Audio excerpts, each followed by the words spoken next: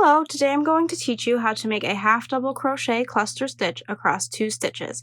And it sounds like a mouthful, but it's actually super easy. Actually, all it is a half double crochet decrease or a half double crochet 2 together.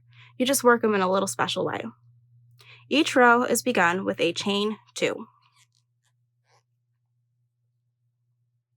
Then you begin working into that second chain from your hook, or the first of your chain 2. You'll make the half double crochet decrease. You'll yarn over, insert your hook into that chain, yarn over, pull through.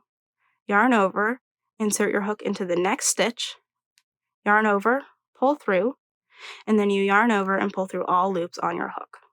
Then you're actually going to begin the next stitch into that same one that you just completed working.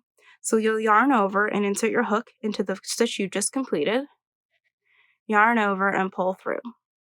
Yarn over, insert your hook into the next stitch, yarn over, pull through. Then yarn over and pull through all loops on your hook. Yarn over, insert your hook into the just completed stitch, yarn over, pull through.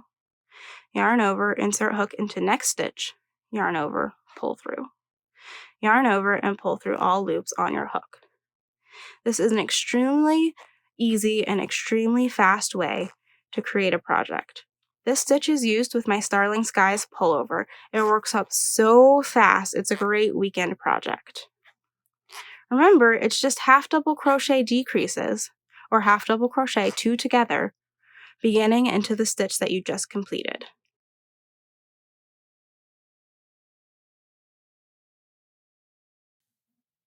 Don't forget, each row is begun with a chain 2, and then you start working into that second chain from your hook. Otherwise, you're going to lose a stitch. Thank you for watching.